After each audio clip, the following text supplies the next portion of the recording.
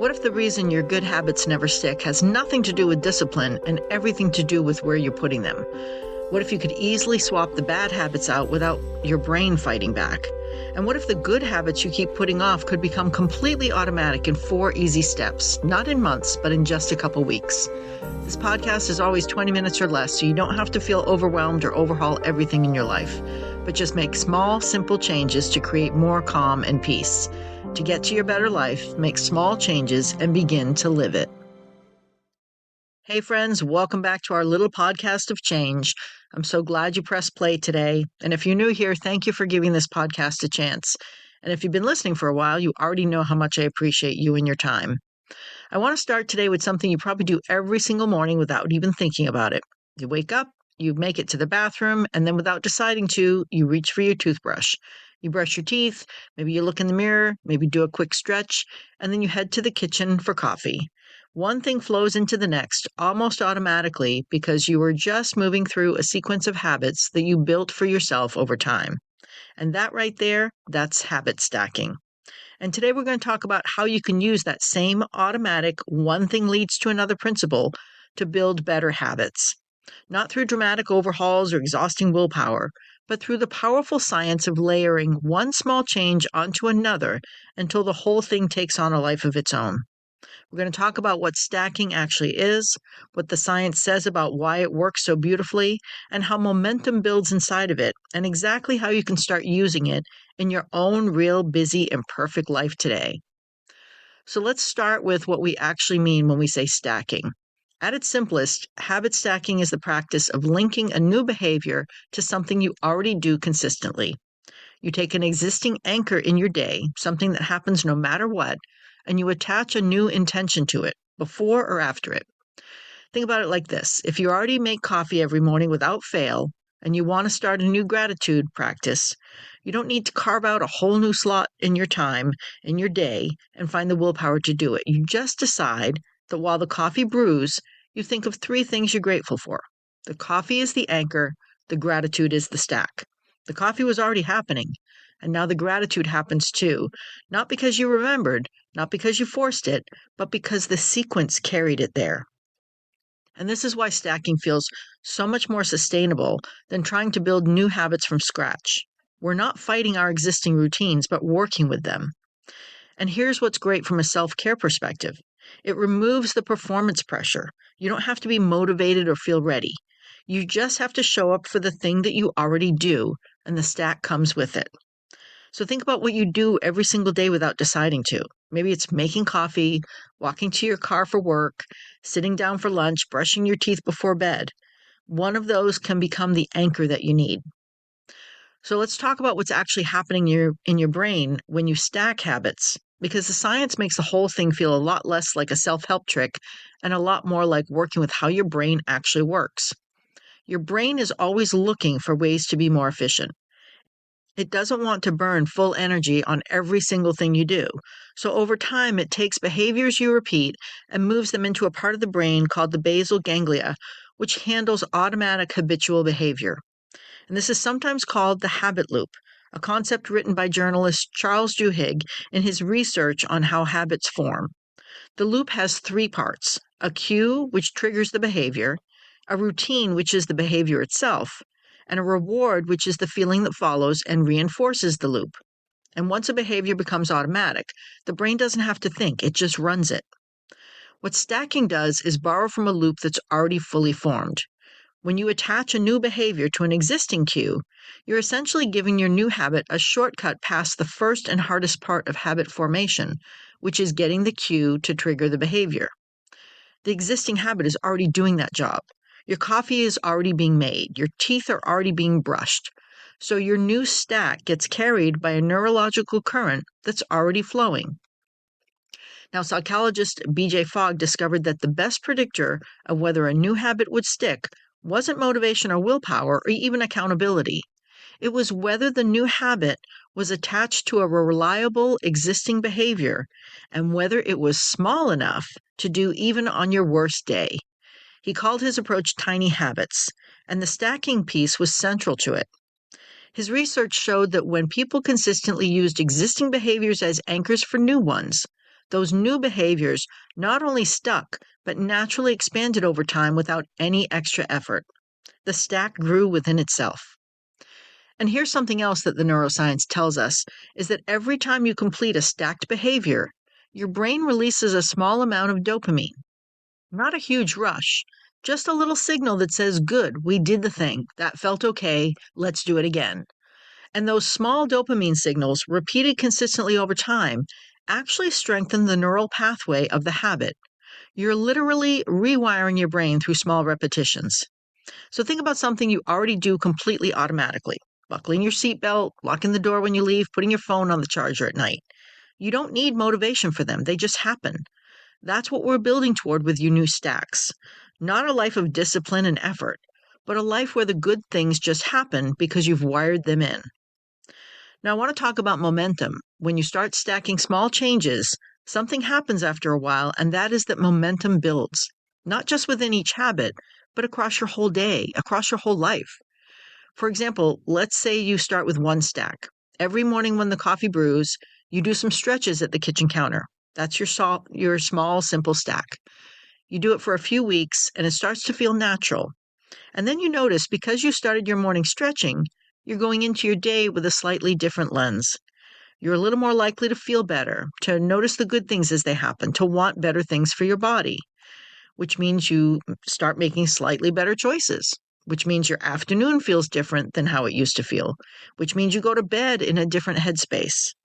And the next morning, your self-care stretching practice feels a little easier because you actually have more to draw from. That's the momentum of one small change creating a ripple that touches parts of your day you never expected it to reach. And as you add more stacks, those ripples start to overlap and reinforce each other. Maybe morning gratitude feeds the afternoon patience. The 2-minute stretch before bed feeds the morning energy. The evening glass of water feeds the morning clarity. Your life starts to feel different, not because of any one thing that changed dramatically, but because all those small good things are now running quietly in the background of your days. Research shows that approximately 43% of our daily behaviors are performed habitually, in the same context, the same way, almost without conscious thought. 43%. Nearly half of what we do every day is already on autopilot, which means when we intentionally stack positive behaviors into that automatic 43%, we're not adding effort to our days. We're replacing neutral autopilot with intentional autopilot. We're using the cruise control of our brains that we already have and just pointing it somewhere better. So let's get really practical now, because this is where I want you to walk away with something you can actually use today. Building your own stack isn't complicated, but does require a little intention up front, and then a whole lot of just doing the thing and trusting the process.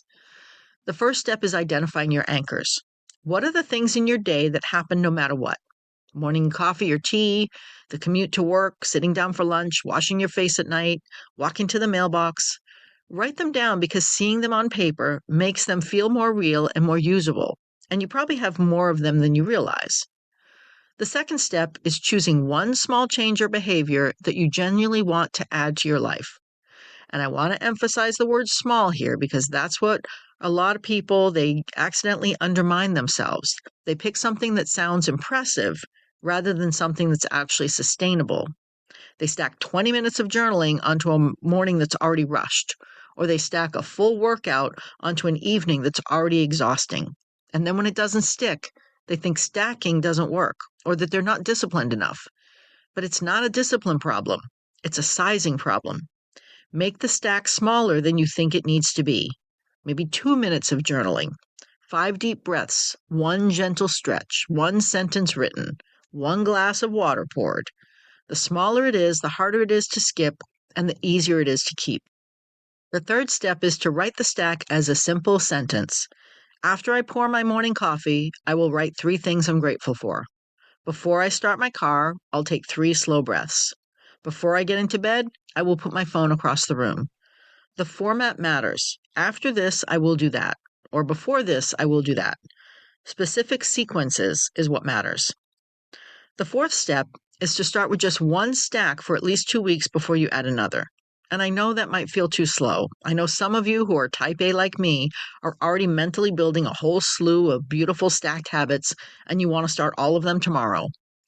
But what tends to happen when we add too many stacks too fast is that we overwhelm the system.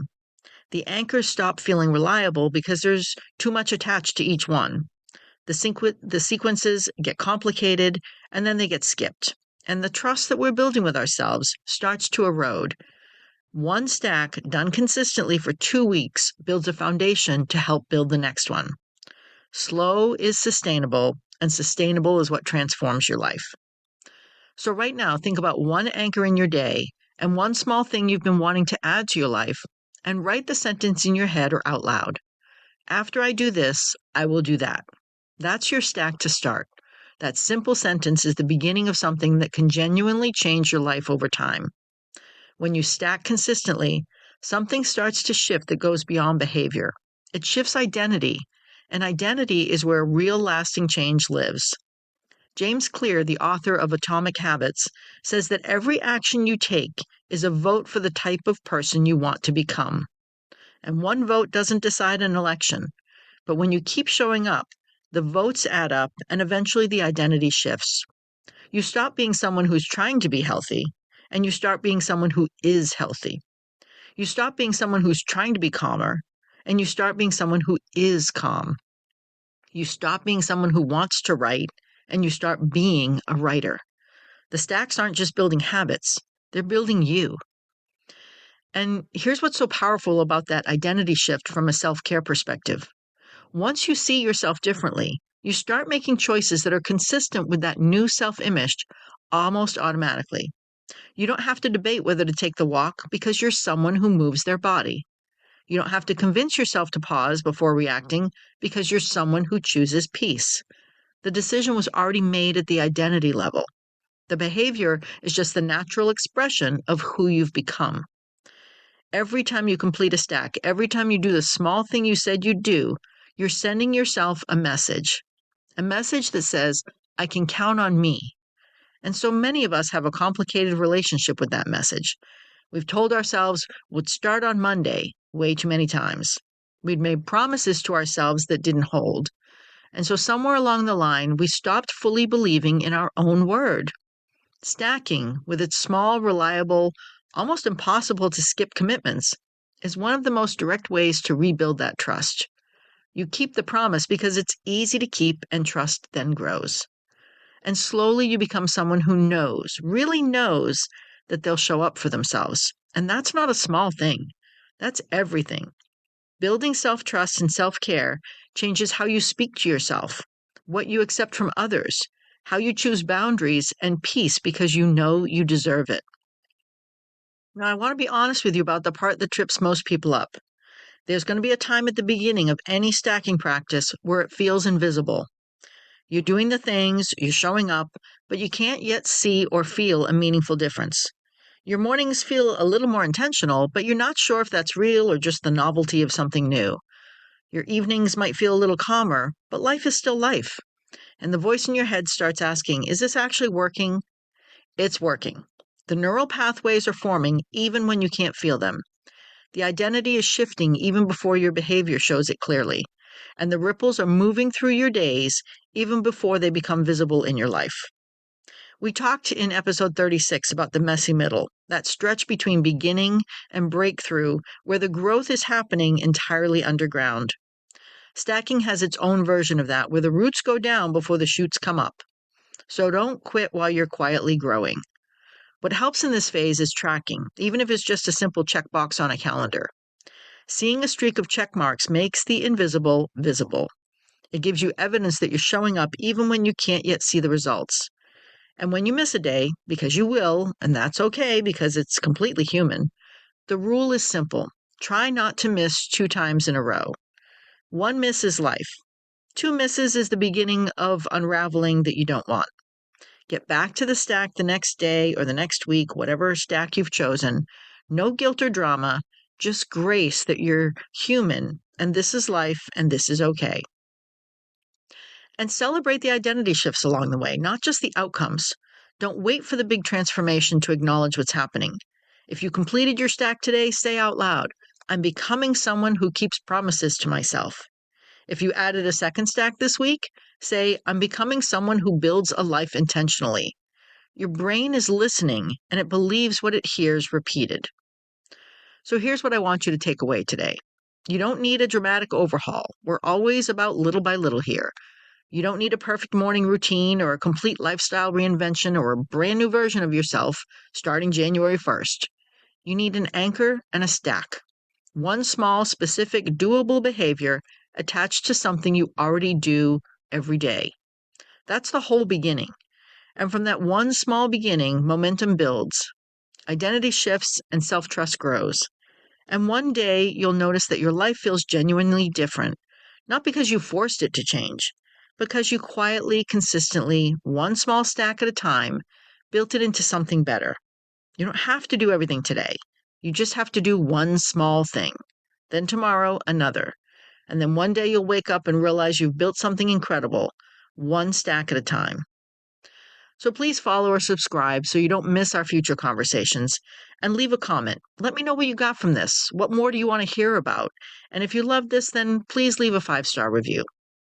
I'll read your comments and reply either way, but it does help to get this out to more people who might need to hear it. So if this episode resonated, then share it with someone in your life who's been telling themselves they don't have time for change, or that the changes they want to make are too big to start. So share this in a loving way to say, hey, I thought of you when I heard this, and I know you can do this. And maybe today, pressing play and listening in your car on your way to do weekly groceries can be the beginning of your first stacking habit. Thank you for being here, for listening, and for showing up for yourself as you make small changes to create a better life, a life of more peace and intention, little by little and piece by piece. This podcast is based on my own life experiences. I'm not a therapist, a psychologist, psychiatrist, or any other licensed medical professional. Please share this podcast with anyone you think needs to hear this so that we all move forward, little by little and piece by piece. And thank you, Purple Planet, for sharing your music. And if you can please follow and review, it really does matter.